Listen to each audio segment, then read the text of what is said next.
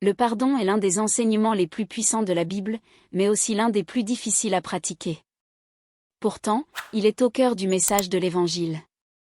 Jésus-Christ nous a montré, par sa vie et sa mort à la croix, que le pardon n'est pas une option, mais une nécessité pour marcher dans l'amour de Dieu.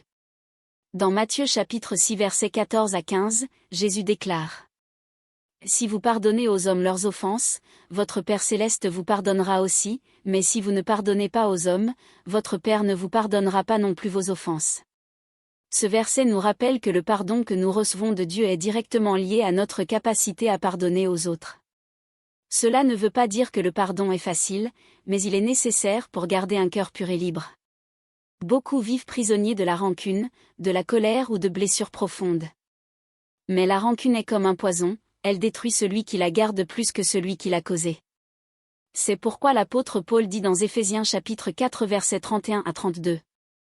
Que toute amertume, toute animosité, toute colère, toute clameur, et toute calomnie, et toute espèce de méchanceté disparaissent du milieu de vous. Soyez bons les uns envers les autres, compatissants, vous pardonnant réciproquement, comme Dieu vous a pardonné en Christ.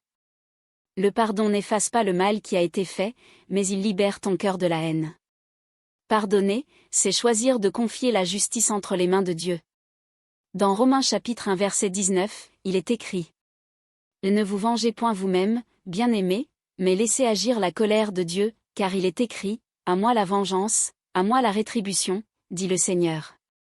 Souviens-toi de ce que Jésus a dit à Pierre dans Matthieu chapitre 18 versets 21 à 22.